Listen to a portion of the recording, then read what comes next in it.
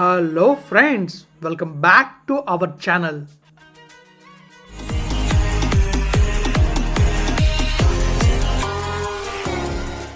Friends, లోపలికి వెళ్తే మనమైతే ఈ బ్లాగ్ నుంచి చూడబోతున్నాం. అంటే మన మాడగడ విలేజ్ ఉంది కదా, మాడగడ విలేజ్ నుంచి మనమైతే మన నందిగుడి విలేజ్ దాకా రూట్ అయితే చూస్తాం. ఎందుకంటే ఈ రూట్ ఎలా ఉందో అంటే మనకి ఈ రోడ్డు ట్రావెల్ చేసే వాళ్ళకి కార్లో వచ్చే వాళ్ళకి కింద బంపర్ తగులుతానో లేకపోతే బైక్ మీద వచ్చే వాళ్ళకి గతులు ఎక్కువ ఉంటే ఎవరికైనా వెళ్ళామని చెప్పేసి ఒక డౌట్ ఉంటుంది. సో ఆ డౌట్ క్లియర్ చేయడానికి ఈ వ్లాగే చేస్తున్నాను అనమాట.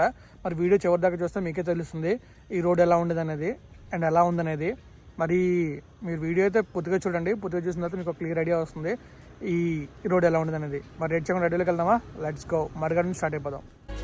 ఫ్రెండ్స్, మనమైతే మాడగడ వ్యూ పాయింట్ నుంచి స్టార్ట్ అయ్యాం.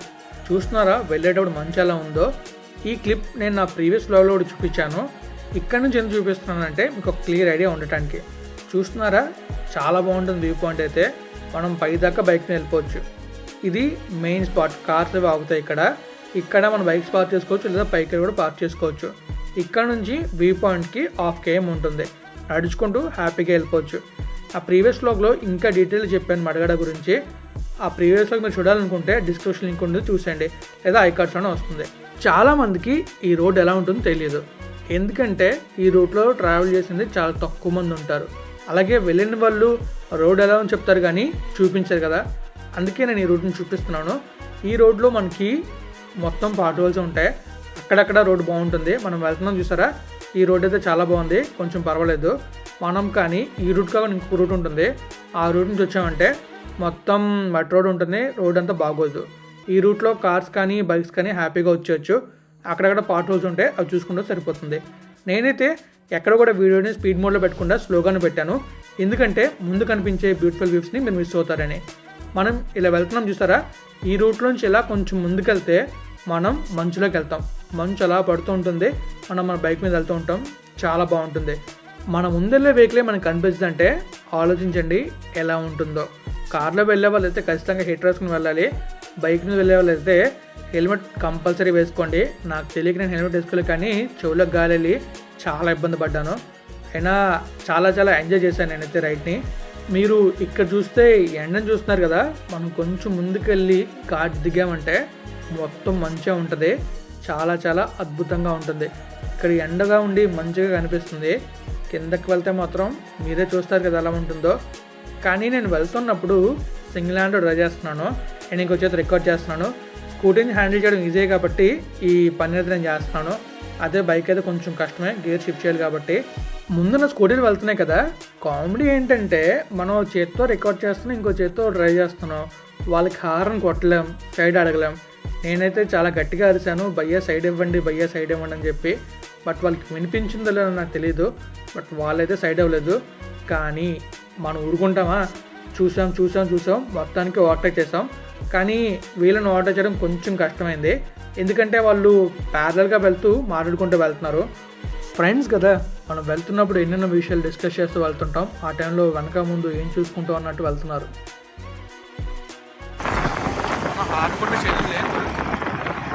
అయ్యా కొంచెం ఎట్లా ఇస్తారా అయ్యా? Bro bro bro bro bro అరే బాబు అట్లేకంటారా బ్రో బ్రో.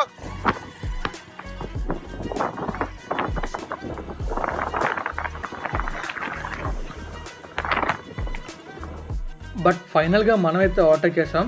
ఇలా మాత్రం ఎప్పుడూ చేయొద్దు. వెనకాల కూర్చున్నాడు, వెనకాల ఏమొస్తుందో చూడండి. If it is bike okay, అదే లారీయో కారు వచ్చిందనుకోండి, అది చాలా ప్రమాదకరం. ఇది నారో రోడ్, ఇంకా సింగిల్ రోడ్ కాబట్టి మనం వెళ్తున్నాం. కానీ అదే ఒక హైవే అయినా లేకపోతే ఒక మెయిన్ రోడ్ అయితే ప్రమాదం జరిగే అవకాశం ఉంటుంది. అందుకే ఇలా మాడుకుంటూ వెళ్ళకండి. ఇంకా మీరు బాగా అబ్జర్వ్ చేసినట్టయితే ఆ బ్రదర్ అయితే స్కూటీని వెళ్తున్నప్పుడు పార్ట్ హోల్స్లో పడినా కూడా కంట్రోల్ చేస్తున్నాడు. అన్నిసార్లు కంట్రోల్ అవ్వకపోవచ్చు కదా. నేను చెప్పేది నాకు వర్తిస్తుంది, కానీ నాకున్న ఎక్స్పీరియన్స్తో నేనైతే వెళ్తున్నా. సో అందుకే మీరు రోడ్డు మీద వెళ్ళేటప్పుడు చాలా జాగ్రత్తగా వెళ్ళాలి, చాలా బాధ్యతగా వెళ్ళాలి. సో అందరూ హ్యాపీగా డ్రైవ్ చేసుకుంటూ హ్యాపీగా వెళ్తారు అనుకుంటున్నాను. ఈ మాడగడ వెళ్ళినప్పుడు ఎవరికి ఎటువంటి ప్రమాదం జరగకుండా హ్యాపీగా వెళ్ళాలని కోరుకుంటున్నాను. మరి చూస్తున్నారు కదా రోడ్డు అయితే ఎలా ఉందో. ముందు మొత్తం పాట్ హోల్స్ ఉన్నాయి ఇక్కడైతే. ఇంకా కొంచెం ముందుకెళ్ళి చిన్న ఘాట్లా ఉంటుంది, ఒక ఊరైతే వస్తుంది. ఆ ఊరు నుంచి మనం అలా కిందకి వెళ్ళినప్పుడు పాట్ హోల్స్ ఫుల్ ఉంటాయి. కార్ అయితే వెళ్ళిపోతుంది, ప్రాబ్లం లేదు, కానీ అక్కడక్కడ చూసుకోవాలి ఎందుకంటే పాట్ హోల్స్ అనేవి ఉంటాయి కాబట్టి. మీరు ముందు బాగా అబ్జర్వ్ చేస్తే మనకి మంచు కనిపిస్తుంది, ఎందుకంటే మనం కొండ కిందకు వస్తున్నాం కాబట్టి. ఇప్పటిదాకా మనం కొండపైన ఉన్నాం కాబట్టి మనకి మంచు అయితే కనిపించలేదు, ఓన్లీ ఎండే కనిపించింది. కొండపై నుంచి మంచు కనిపించింది కింద ఉన్నట్టు. మనం అయితే ఆ కొండపైన చూసిన మంచులో ట్రావెల్ చేస్తున్నాం. ఈ వ్యూ అయితే అదిరింది, నాకు చాలా నచ్చింది. ఎందుకంటే మన బైక్ కనిపిస్తుంది అండ్ ముందున్న వ్యూ కనిపిస్తుంది. ఈ వ్యూ చాలా నచ్చుతుంది అందరికీ, నాకు నచ్చింది. ఎందుకంటే డ్రైవ్ చేస్తున్న ఫీల్ వస్తుంది కాబట్టి. చూసుకోవచ్చు, లెఫ్ట్లో మొత్తం మంచే, రైట్లో మొత్తం మంచే, ముందు రోడ్డు కూడా కనిపించట్లేదు. ఎర్లీ మార్నింగ్ వచ్చామంటే కొంచెం డిఫికల్ట్గానే ఉంటుంది రావటం, అయినా మనకి ఎక్స్పీరియన్స్ ఉంటే వచ్చేయచ్చు అండ్ గ్రూప్గా వచ్చినా వచ్చేయచ్చు. మనమైతే సింగిల్ ఎక్కడికి వెళ్ళిపోతాం అలవాటే కాబట్టి. ఈ ట్రిప్కి మాత్రం నేను సింగిల్గా వెళ్ళాను, అనుకున్న పని చేయగలిగాను. ఈసారి సోలో ట్రిప్స్ వేద్దాం అనుకున్నా, చూద్దాం సోలో ట్రిప్స్ ఎలా అవుతాయో ఏమవుతాయో. ఒక అడ్వెంచర్ కానీ లేదా స్పోర్ట్స్ బైక్ కానీ కొందాం అనుకుంటున్నాను, చూద్దాం ఏమవుతుందో. ఒకవేళ కొంటే మాత్రం మంచి రైడ్స్ వేయచ్చు, మరి చూద్దాం ఫ్యూచర్ ఎలా ఉంటుందో. మరి చూస్తున్నారు కదా రోడ్డు మొత్తం పాట్ హోల్సే ఉన్నాయి ఇక్కడ కూడా. ఇలాంటి రోడ్లన్నీ వేస్తే బాగున్నాం. ఇవన్నీ అరకు నియోజకవర్గంలోనే వస్తాయి. ఈ అరకు నియోజకవర్గంలో చాలా చాలా వర్క్స్ అయితే పెండింగ్ ఉన్నాయి, ఇలాంటి రోడ్లు వేయకపోవటం. ఇంకా నేను డిస్క్రిప్షన్ లింక్ ఉంచుతాను, ఆ రోడ్ నుంచి కూడా మనం ఇక్కడికి రావచ్చు, అంటే ఈ మడగడికి రావచ్చు. అది కూడా రోడ్ చాలా బాగోదు, చాలా చాలా వర్స్ట్గా ఉంటుంది. ఆ రోడ్లో ట్రావెల్ చేస్తామని అందే పరిస్థితి. మనం ఏదో విజిటింగ్కి ఒకసారి 2 సార్లు వెళ్తాం, కానీ ఆ ఊర్లో ఉండే వాళ్ళ పరిస్థితి అంటే ఒకసారి ఆలోచించండి. ఎందుకంటే రోజు వాళ్ళు ఆ రోడ్లోనే ట్రావెల్ చేయాలి కాబట్టి. మనం ఇంకా ముందుకెళ్తే మనకు కనిపించే వ్యూస్ అదిరిపోతాయి, ఎందుకంటే మనం వెళ్ళేది మంచులో. చూస్తున్నారు కదా మొత్తం మంచు ఉండి, ఆ మంచులో మనం వెళ్తూ ఉంటే ఆ వ్యూ ఎలా ఉంటుంది, ఇంకా మన రైడ్ ఎలా ఉంటుంది. నాకు మాత్రం అదిరిపోయింది. మరి మీకు ఎలా అనిపించిందో కామెంట్ రూపంలో తెలియజేయండి. లెఫ్ట్ సైడ్లో ఒక ఊరైతే ఉంది, ఆ ఊరు దాటిన తర్వాత మనకైతే చిన్న డౌన్ వస్తుంది. అదే ఈ రూట్ కాకుండా ఇంకొక రూట్ ఉంటుంది, ఆ రూట్ నుంచి వెళ్ళామంటే మనకి ఘాట్ ఉంటుంది, మొత్తం మట్టి రోడ్ ఉంటుంది. ముందు చూసారా బైక్ ఆగుంది, దూరం నుంచి చూస్తే నాకు ఎలా అనిపించింది అంటే అక్కడ ఏదో ఉన్నట్టు అనిపించింది. నేను కొంచెం ఆలోచించాను ముందుకు వెళ్ళడానికి, అయినా ధైర్యంగా ముందుకు సాగిపోయాను. సాగిపోతున్నట్టు చూస్తున్నారు రోడ్ ఎలా ఉందో, చాలా వర్స్ట్. ఎక్కడైతే మొత్తం మట్టి మట్టిగా అక్కడక్కడ చిప్స్ ఉన్నాయి. ఆ చిప్స్ మీద ఏంటంటే వెహికల్స్ కిడ్డే అవకాశం ఉంటుంది. ఆ టైంలో మనం చాలా చాలా జాగ్రత్తగా వెళ్ళాలి. ఇంకా అక్కడ చూస్తున్నారా మొత్తం పాట్ హోల్సే ఉన్నాయి. ఈ పాట్ హోల్స్ పర్వాలేదు, చిన్న చిన్నవే, కార్లో హ్యాపీగా వెళ్ళొచ్చు. కానీ బైక్ కానీ స్కూటీ కానీ అయితే కొంచెం స్లోగా వెళ్ళడం చాలా చాలా మంచిది మన జర్నీకి. ఇంకా మనం అలా ముందుకు వెళ్తే లెఫ్ట్కు రూట్ వస్తుంది, ఆ లెఫ్ట్కి మాత్రం వెళ్ళకండి. వచ్చేటప్పుడు లెఫ్ట్కి కానీ వెళ్ళారంటే మీరు ఊర్లోకి అయితే వెళ్తారు. అలా కూడా వెళ్ళొచ్చు, కానీ ఊర్లో రూట్ నేను చూపించలేదు కాబట్టి అలా వెళ్తే రూట్ ఎలా ఉందో నేను చెప్పలేను. మీరు వచ్చేటప్పుడు రైటు, ఇప్పుడు నాకు లెఫ్ట్. ఇంకా మనం అలా ముందుకెళ్తే మనకి ఈ రోడ్డు చూస్తున్నారు కదా ఎలా ఉందో, మొత్తం పాట్ హోల్సే. ఈ రోడ్ వేస్తే మనం ఒక 10 మినిట్స్లో వచ్చేయచ్చు. రోడ్ లేదు కనుక మనకి 15 to 20 మినిట్స్ పట్టింది. నేను రావడానికి అయితే నాకు అరౌండ్ 20 మినిట్స్ పట్టింది, కానీ నేను మధ్యలో ఆగాను, ఆగడం వల్ల కూడా లేట్ అయి ఉండొచ్చు. చూస్తున్నారు కదా మొత్తం మరి పాట్ హోల్స్తో నిండింది ఈ రోడ్ అయితే. ఈ రోడ్లోనే పాపం ఆ ఊరికి వచ్చే వాళ్ళు రోజు ట్రావెల్ చేస్తూ ఉంటారు. ఇంకా కొండపైన చాలా చాలా ఊర్లు ఉన్నాయంట, ఆ ఊర్లోకి వెళ్ళడానికి రోడ్లే లేవు. ఆ రోడ్లోని కూడా వేస్తే వాళ్ళు చాలా హ్యాపీ ఫీల్ అవుతారు. అండ్ ఆ ఊర్లో ఉండే వాళ్ళకి మెడికల్ ఫెసిలిటీస్ ఇంకా అవన్నీ లభిస్తే ఇంకా బాగుంటుంది. ఇంకా మీరు చూసారా ముందునైతే ఒక టెంపో వెళ్తుంది కదా, ఆ టెంపో అలా వెళ్ళి మాయమైపోతుంది. నేనైతే చాలా ట్రై చేశాను ఆ టెంపోని క్యాచ్ చేయడానికి, కానీ ఆ టెంపో వెళ్ళే స్పీడ్కి మన స్కూటీ స్పీడ్కి సెట్ అవ్వలేదు. ప్లస్ ఏంటంటే మొత్తం పాట్ హోల్స్ ఉన్నాయి కాబట్టి స్లోగా వెళ్ళడం మంచిదని స్లోగా వెళ్ళాను. ఆ టైంలో టెంపో కాస్త మన ముందే ఉంది, నాకు కనిపిస్తుంది కానీ మీకు కనిపించదు, ఎందుకంటే మంచులో మూసుకుపోయింది.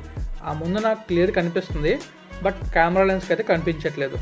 ఎందుకంటే చూస్తున్నారు కదా మొత్తం ముందు మంచుతో కప్పడిపోయింది. ఆ మంచు మనకి స్నో అయితే ఇంకా అద్భుతంగా ఉండేది. స్నో అయితే ఫీలే వేరే ఉంటుంది, ఫుల్ ఎంజాయ్ చేయొచ్చు స్నోలో. అలా స్నో పడుతూ ఉంటే మనం వెళ్తూ ఉంటే ఫీల్ చాలా చాలా బాగుంటుంది. ఆ ఫీల్ నేను మొన్న రీసెంట్గా వెళ్ళాను కదా మన హెమ్కుండ్, అక్కడ చూశాను. కానీ హెమ్కుండ్ కొండపైకి వెళ్ళిన తర్వాత నాకు మంచు కనిపించింది. అది కింద నుండి కనిపించలేదు. ఇంకా బద్రీనాథ్ వెళ్ళాకైతే కొండలపైన కనిపించింది కానీ బద్రీనాథ్ టెంపుల్ దగ్గర కనిపించలేదు. కేదార్నాథ్ వెళ్ళుంటే బాగున్నాను, బట్ మిస్ అయ్యాను. నెక్స్ట్ ఇయర్ మాత్రం ఖచ్చితంగా కేదార్నాథ్ అయితే విజిట్ చేస్తాను అండ్ మీ అందరికి కూడా చూపిస్తాను. నా హెమకొండ ఇంకా బద్రీనాథ్ వీడియోస్ అయితే పెండింగ్లో ఉన్నాయి. అవి నేను మీకు తొందరలోనే అప్లోడ్ చేస్తాను. నేను అప్లోడ్ చేసిన తర్వాత ఒక టైం పెట్టి ఆ టైంకి వరుసగా వీడియోస్ వచ్చేస్తాయి. ఎవ్రీడే ఆ టైంకి వస్తాయి. ఆ వీడియోస్ అన్ని చూడండి, మీరు చాలా చాలా ఎంజాయ్ చేస్తారు. మీరు వెళ్ళిన ఫీల్ అయితే మీకు వస్తుంది. మరి ఎంతమంది బద్రీనాథ్ వీడియోస్ కోసం వెయిట్ చేస్తున్నారో ఒక కామెంట్ చేయండి. ఎర్లీ మార్నింగ్ వచ్చినట్టయితే చిన్న వీడియో రికార్డ్ చేశాను, ఎందుకంటే చూస్తున్నారు కదా రోడ్ ఎలా ఉందో. ప్లస్ నేను ఫస్ట్ టైం వెళ్తున్నాను, ఈ రోడ్ ఎలా ఉందో నాకు తెలియదు. అదే నేను రికార్డ్ చేసుకుంటే వెళ్తే నా కాన్సన్ట్రేషన్ మొత్తం రికార్డింగ్ మీద ఉంటుంది, డ్రైవింగ్ మీద కొంచెం తక్కువ ఉంటుంది. అందువల్ల మనం మార్నింగ్ రికార్డ్ చేయలేదు. ప్లస్ చీకట్లో రికార్డ్ చేయడం కూడా కొంచెం రిస్క్, అందుకని చెప్పి నేను రికార్డ్ చేయకుండా ఓన్లీ డ్రైవ్ చేసుకుంటూ వెళ్ళాను. రిటర్న్లో రికార్డ్ చేస్తే అది మీకు యూజ్ అవుతుంది.